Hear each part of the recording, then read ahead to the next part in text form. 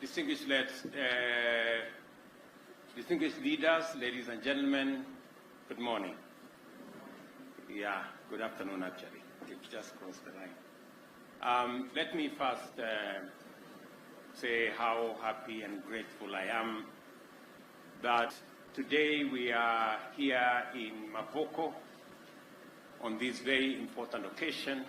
Let me confirm that actually one Sunday, 11 months ago, I had a conversation in the morning with two gentlemen, Peter Ndegwa and Joshua Chepkoin, on the big subject that we had all canvassed during the election about the digital space in our country, what technology would do, and how we can work together. They told me, Mr. President, all you have said is very good, but you will have one challenge,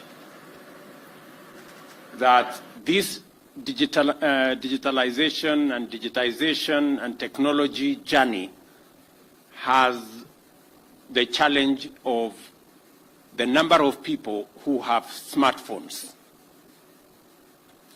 And they told me, unless you sort out the question of smartphones, and not just the availability, but the affordability of the smartphone, you will continue to experience challenges in that space. And they told me they would do something about it, but they needed the support of government. And I did promise them then that because it was my priority agenda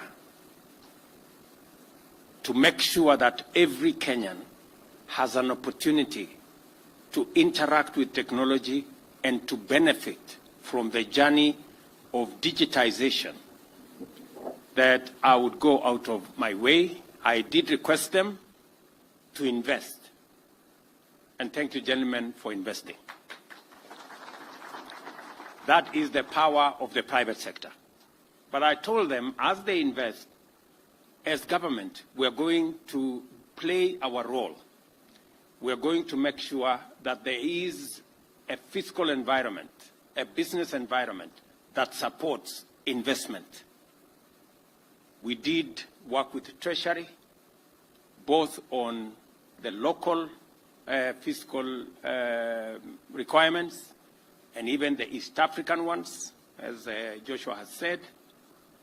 And on top of that, I told them I will do the two things. I will make sure that government policy is supportive, and I also promised them that government will lead the way in being a market for your product. I am very proud that, gentlemen, you can confirm that I have kept my part of the bargain. I not only have provided the policy environment and necessary incentive for you to invest, but as my CS Health has said, we became the first customer, and we have bought from you 100,000 tablets that will be used by our community health promoters. And therefore, one of the most important commitments of my administration under the bottom-up economic transformation agenda is to transform inclusion by taking every possible measure to ensure that every citizen has an opportunity to make their contribution to national growth and development, and also, in many ways, to benefit from that transformation. Accordingly, the plan has laid down the strategic framework of Kenyans to pursue their livelihoods and vocations more profitably and to access highly improved government services more conveniently and more affordably. So far, the response has been strong and encouraging. More land, for example, this year, was put under cultivation in this year's season, and more farmers received subsidized fertilizer and other inputs, and including extension services on a digital platform. For the first time, we managed to cut out brokers. We managed to cut out cartels who normally gave us so much problem whenever we had a subsidy program. They would buy subsidized fertilizer, repackage, and go and sell it. But this time round, technology helped us to deal with them.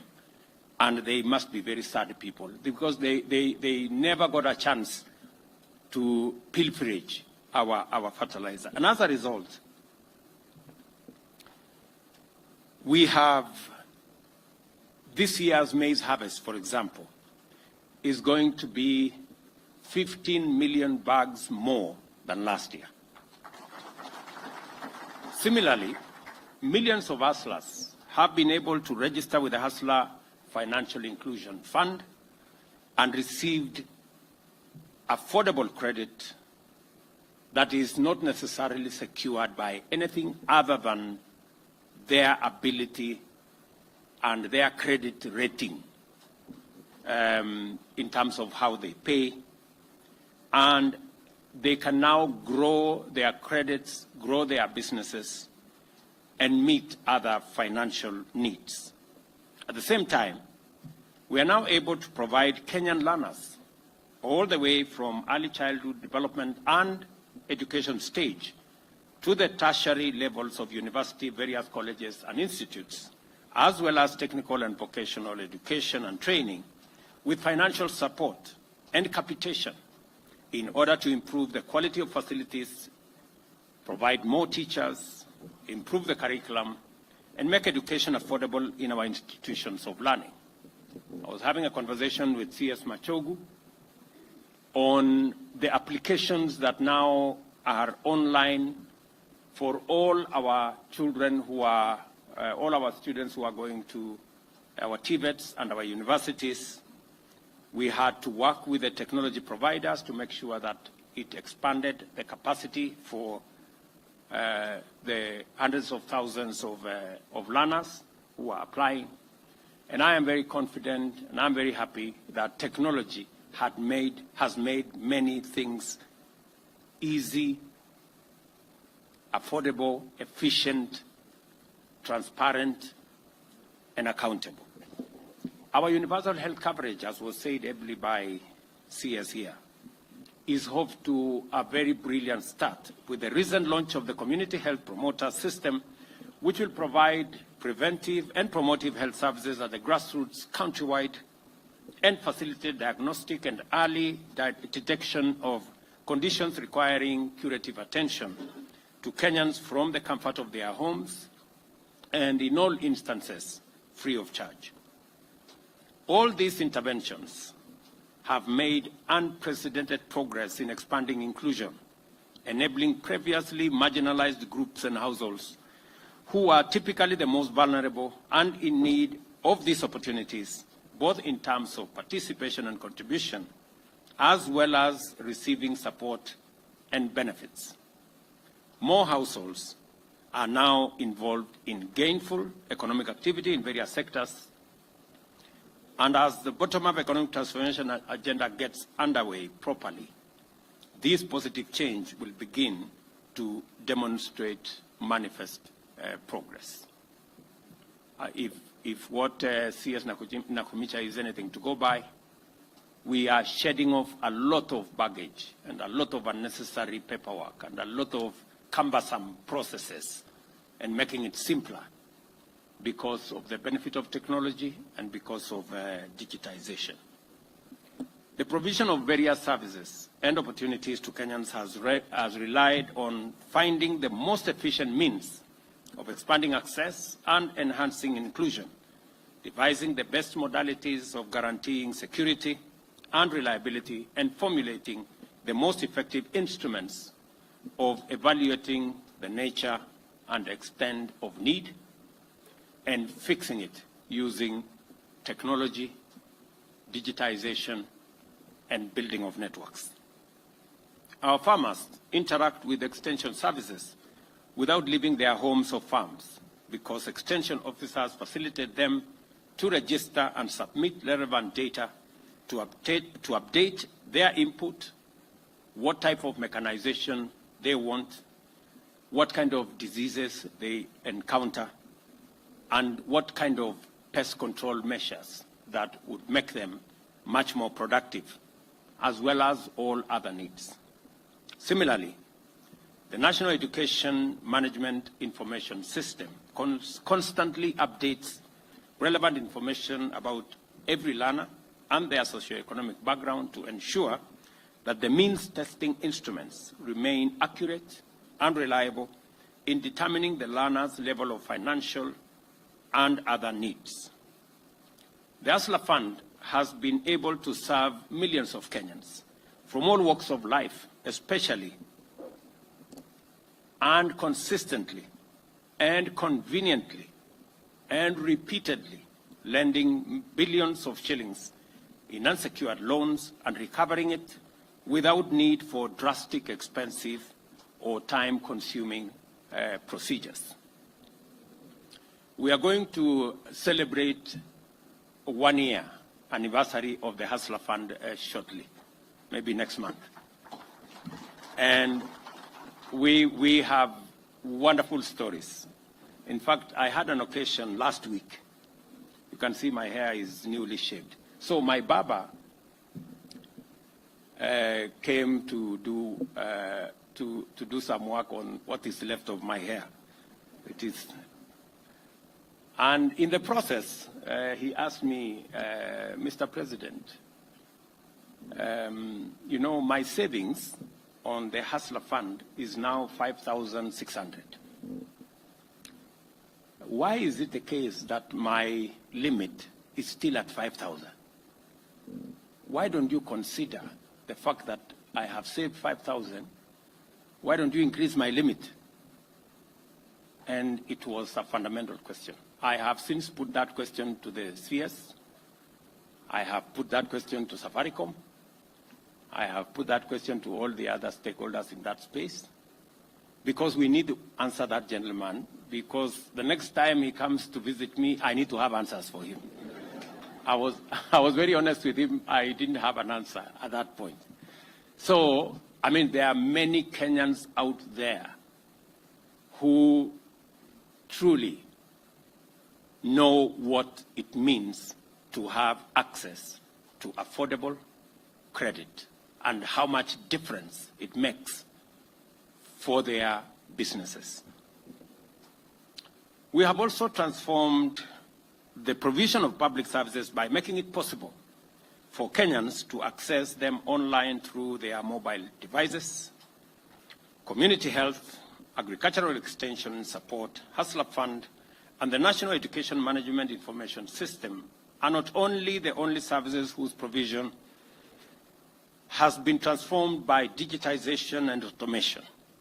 The government has increased the number of public services accessible through digital services to over 13,000, freeing up the people to concentrate on their lives and livelihoods and go about their business without the necessity of queuing, the necessity of traveling to try and access government services. And I must congratulate the Ministry of ICT, working with the Ministry of Interior, for what they are doing around that space. I did agree with them. I gave them some timelines on where we needed to move. I think many people did not believe that it was possible to move government services substantially to be available on the digital space. We had only 320 government services a year ago. Today we have 13,000, and we are well on course in making sure that by the end of this year or shortly thereafter, all government services will be available online.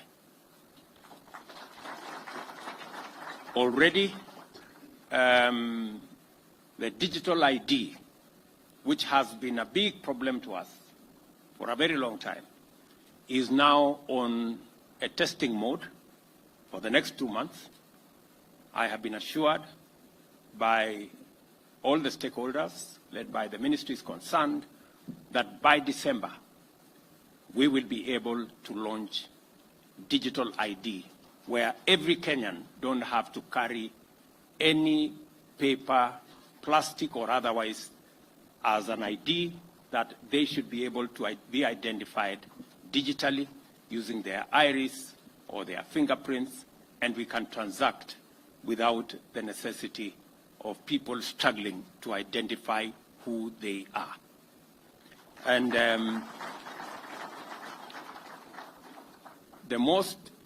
the proudest part of it is that we don't have to spend the billions that we have spent on all the other manenos, as all of you know. We recognize that this digital transformation will be sustained by significantly reducing the cost of digital access throughout the country. This is why our digital superhighway strategy is critical for national socio-economic transformation. And in the first instance, we want Kenyans to access services efficiently through fast, secure, and affordable digital connectivity from the comfort of their homes and households. Secondly, we want more Kenyans to access opportunities to develop careers in the digital technology space by having the chance to innovate, research, develop, and collaborate even when they are based back home in the village or any mtaa for that matter.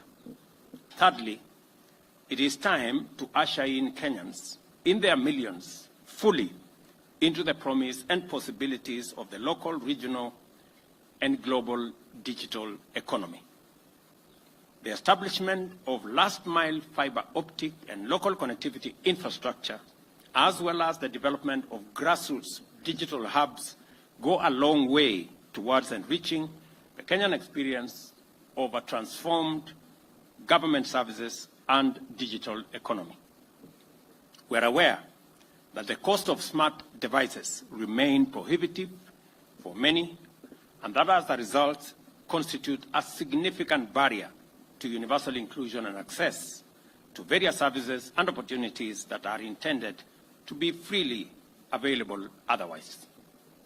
To overcome this critical challenge to the bottom-up economic transformation agenda, we identified the production of affordable smart digital devices as one urgent priority, as I said earlier, that will guarantee the possibility of universal digital access for the people of Kenya to enjoy more and better services and opportunities in both public and the private spaces. The provision of affordable digital smart devices is no longer just about mobile telephony and fintech penetration. It is also about universal access to private and public sector goods and services as the driver of national transformation. It is not possible for transformation to be at the rate, at the scale, and at the speed that we want unless we have the devices to assist us unlock that potential. We have pledged to support this development by providing infrastructure that will spur digital signatures and the implementation of digital national identity. This message here is that this time round, we are going digital in full, on a large scale, across every sector, because Kenya's transformation is going to be a digital transformation. It is just simply put that way. This event, therefore, has far greater significance in terms of enhancing digital experience for millions of Kenyans. The launch of a locally assembled smart device is a brilliant milestone in and of itself, but its broader implications for both public and private sector efficiency, integrity, and security that will bring out its significance in full is what we are waiting to experience. I congratulate the investors, and as I said, two fundamental things maybe more, are going to be achieved by this device. When I see 300 Kenyans employed in this facility that will produce 3 million devices, and those 3 million devices will be 30% cheaper than if we had imported them complete as units. So we have the benefit of jobs for our young people, and we have the benefit of a much more affordable product.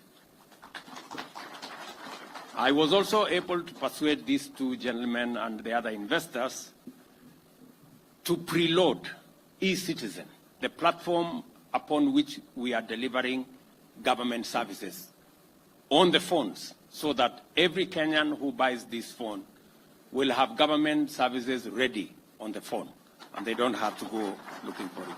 Please, gentlemen, muliniambia pale, please. Si tunakubaliana vile tumekubaliana.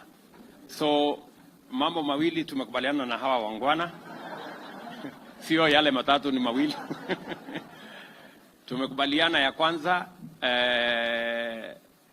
ile faida, tulikubaliana na hawa jamaa ya kwamba mambo ya simu ambayo mwananchi wa kawaida anaweza kununua kwa gharama ambayo inatoshana na mwananchi, na simu ambayo inaweza kutumika kama smartphone. Wananchi wengi vile mmesikia hapa, asilimia karibu 70 wananunua simu ya mulikamwizi kwa sababu ya gharama ya simu. Lakini hiyo mulikamwizi haiwezi kufanya mambo mengi ambayo mwananchi wa kawaida angetaka afanye. Haiwezi kuwa na data, haiwezi kuwa na nini, ni inasumbua. Sasa inakuwa tu ni simu ya kupiga simu kwa voice ama makelele. So sasa tunataka kuhamisha, tupeleke katika hatua ya pili. Na kupitia kwa kiwanda hii ambayo imetengenezwa hapa, ya kwanza tumepata ajira ya vijana wa taifa letu la Kenya, ajira ambayo ilikuwa mahali pengine ambazo hizo simu zinatengenezwa. Jambo la pili, tumepata simu kwa bei ambayo ni 30% chini ya ile equivalent simu ambayo tungenunua. Ya tatu, sasa tunaweza kucustomize hii simu. Nimesema hii simu ambayo sasa tumelaunch leo ni smartphone. Bei yake vile niliwaeleza wa Kenya ni $50. Nilikuwa nimebagain na hawa jamaa $40, wameniambia lazima iwe $50 kwa sababu wameweka data pia huko ndani. Kwa sababu wananiambia hii simu smartphone haitakuwa ya faida kama huko na simu ambaye kazi yake tu ni wewe kupiga makelele ya voice. Wakaniambia lazima tuweke $10 ya data ndio isaidie, so that we can unlock the full potential of a smartphone. It's good to have the phone, but it's also better if you have it with data that is going to support the usability of this phone, because it's not just a phone like Mulikamwizi where you make voice calls. And namba ya tatu, namba 4 nimekubaliana na wao leo asubuhi, nimewashawishi ya kwamba watuwekee eCitizen kwa hii simu, ili mwananchi akinunua hii simu tayari eCitizen iko hapo, anaweza kutafuta na kufikia services ama huduma ya serikali. Ile gava mkononi sasa itakuwa ndani ya hii simu as a standard. Na nambari ya 3, mumesikia ya kwamba kuna nchi zingine wako na mbinu ya vile ya kuhakikisha kwamba tunarahisisha wananchi wengi waweze kufikia kununua hii simu na kufaidika na ile services yote iko ndani ya hiyo simu na capacities ya hiyo simu. So tumekubaliana na hawa wangwana tena warudi wapange mawazo yao na ideas na wasaidiane na wizara yetu ili kufikia Januari tuende katika hatua ingine. Kwanza iwezekane kwamba mwananchi anaweza kulipa deposit ya hiyo simu na alipe ile Peter ananiambia kulipa mdogo mdogo. So hii simu ambayo ni ya karibu shilingi 7,500 kuanzia Januari tunataka iwezekane mwananchi alipe deposit ya 1,000 na hiyo ingine alipe polepole shilingi 20 kila siku tukienda mbele. Ndio wananchi wengi waweze kulipa hii simu. Mimi nataka nimwambie Bwana Owalo na timu yake ya CA na hawa wengine, nyinyi mwende mfikirie vile tutapunguza hii bei tena.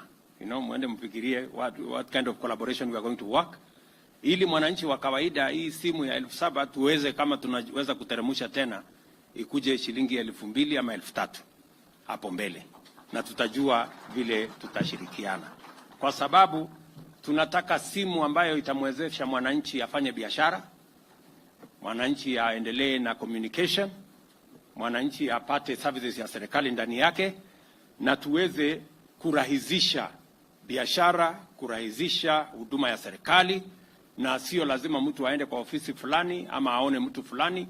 Tunaweza kufanya kazi yetu vile tunaendesha biashara ya kukopesha pesa kwa Hustler Fund. Hakuna mtu anakutana na mwenzake, hakuna committee, hakuna ofisi ya kwenda. Committee ni simu na mwenyewe, finish, tunasonga mbele. That's how it should be, and that's how we want to deliver government services going into the future. So I have said I congratulate all the investors, my good friends in Safaricom, Jamii Telecom, our friends from China. Congratulations, the representative is here. Asante sana. You have already made your mark and claimed your place in the history of Kenya's transformation. I encourage you to sustain this momentum of innovation in order to support and deepen a culture of digital enterprise, research and development in our country, and in order to deliver the dream of Africa's Silicon Savannah and the power of actualization of our development agenda. This plant affirms our credentials as a global digital economy powerhouse and Silicon Savannah's Africa hub for innovation and everything technology. I appeal to more investors to take similar decisive action because opportunity still abounds. Just on this factory alone, we can create many more factories. We can create many more suppliers locally. And I insist, deliberately locally. I have said that we must be intentional, we must be deliberate about growing our manufacturing opportunities, capacity, and potential in Kenya. As I said, and we put it in the budget, we also put the interventions that have enabled this factory in the budget, that we must grow our local manufacturing capabilities, whether it is in cement, in steel, in timber products, in technology space. It must be intentional. I am very happy also that the conversation I have had with IDAC is that they want us to market these products beyond Kenya. I want to assure you that I will lead the charge in making sure that the products we get out of this factory, the products we get from all our other factories, have access not just to the Kenyan market, but to the regional market, to the international market as well. Because we can make the finest of products. I am already getting information that our collaborators, the collaborators of Safaricom and Jamii Telecom in this, are already saying the human capital in Kenya is first class. And we have said that before. So we want to deploy this great human capital to get the products that we can use to drive our own transformation, our job creation, our export-led economy, and be able to grow our economy in that context. We have a pool of talent, as I have said, and human capital available. on this side of the world, and a government that is ready to support initiatives that expand access and create jobs. And we want to make devices even cheaper using means like the Universal Service Fund and other interventions. And I am happy that the people in charge of Universal Service Fund are here. You have heard my pronouncement. Please work with industry so that that universal fund becomes truly universal by making it possible for more Kenyans to access these devices. I know when I mentioned in one meeting, I attended a meeting of Kenya Chamber of Commerce. And I told them that we were working on a program where we will end up with a $40, $50 device. Many people there were skeptical, like it is always, you know, because that is how we are. But I want to persuade you that the power of vision and the power of faith cannot be replaced by anything else. You know, we have many people who, whenever they hear me speak about the future of Kenya, they say, oh, William Ruto has made another promise. I made a commitment about the device, these phones.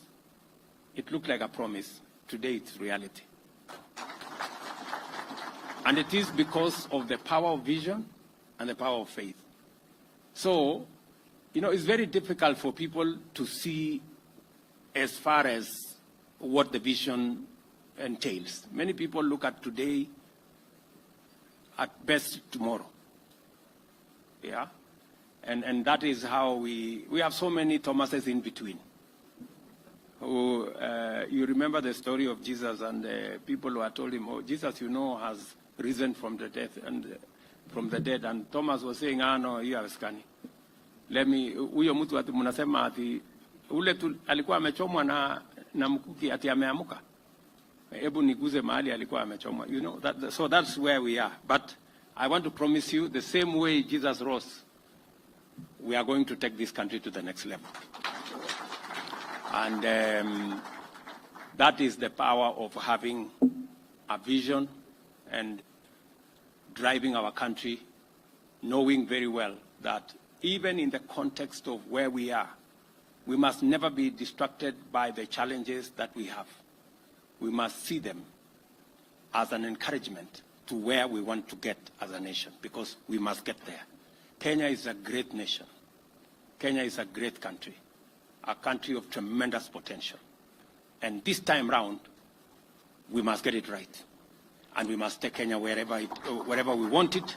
And we are going to make the decisions, however difficult, that will take Kenya where we all want. Because when I listen to Kenyans, they know where this country should be. The only problem we have is sometimes we don't have the courage to make the decisions that will take us there. When the president of Singapore visited us, and we all celebrate Singapore, we say, you know, Singapore is a great country, almost 90% of their population, everybody has a house. It is moved from, it was the same category as Kenya a few years ago. Today, it is in the first world. When I spoke to the president of Singapore, he told me they made very difficult decisions. In fact, the minister who was in charge of their housing program, the program they are very proud of today, their signature program globally of housing, the minister hanged himself when he made the wrong decision. And so many people were forced to go into modern houses. They were very happy living in slums, because many of them, I'm told, they were complaining, if you move us to this very smart slum, very smart flats on 10th floor, 15th floor. Where are we going to make our changa and our busa, because we are used to making them in the slums? And that was in Singapore. Mnanielewa? So, good people, we must change this country. I don't think we have another option. Yeah? And the young people who are pushing us, we have millions of Kenyans, talented, hardworking, educated. They are looking for opportunity. We cannot postpone their future. We must make the decisions now to enable them get the opportunities tomorrow. And I promise you one thing. I will make all the decisions necessary to make Kenya the great country we all want it to be. Without a doubt. Finally, I like the mantra, power mkononi, or that's what this good gentleman told me. It fits perfectly with what we are all trying to achieve. A more empowered digital population with a capacity to explore all opportunities. Asanteni sana. I wish you well. And even to my media guys, my friends, the good people who write many stories about me and all the other stories, and they are very good people because they are creative, they are innovative, you know, in what they do. I think I still see you guys with the iPads. You know, they are a bit old-fashioned. Not iPads, but, you know, writing pads. Now, this factory here can make for you digital pads. You know, ndio muweze kuandika ile story, digital pads. And muendelee kuandika tu story. This is good. It is okay. It's good for us. That's what society is made of. And you will never hear me complaining about your stories. Write them. Ile ya ukweli tutaendelea kusoma. Ile ambayo iko na maneno imeongezwa kachumbari tutasoma pia. Lakini we will stay focused because we must take the country where we all want it to be. And they are also making a contribution towards keeping us on the straight and narrow. Ile kitu tu mnawauliza kwa sababu sasa tumewatengenezea factory hapa itawapatia digital pads. Hata mimi mnikumbuke wakati mna tangaza dividends kwa mwisho wa mwaka. Hata mimi mtumie kidogo. At least nimewapangia kakitu. Si ndio? So, because we need a whole of society approach, and we must, this is our society, and every part of our society matters in making us a wholesome nation. Congratulations to all of you. My very best wishes to the investors in this facility, and I look forward to many more. I know there is a whole chain. We want now the parts that we are currently importing. The next stage is for us to manufacture many of the parts here in Kenya so that we create more industries to work with this as a value chain. And we must target that at least in the next 5 years, every Kenyan must carry a smartphone. And I also want to say that this importation of phones has given us a big problem. I know we are battling with KRA is having difficulties because many phones are imported through all manner of places. And our statistics is that close to almost 50% of all the phones imported into Kenya, people don't pay tax. So I think one way of closing that gap is to manufacture all phones locally. Ndio sasa mambo hiyo ya kuimport na kutumia panya route na kufanya nini tukwamishe, vijana wetu wapate kazi, mimi nipate ushuru ya kusukuma Kenya mbele na sisi wote tuendelee. Si namna hiyo? So otherwise, thank you very much. My very best wishes. Good luck with what you're doing, and God bless Kenya. A round of applause for His Excellency the President. Thank you very much, Your Excellency.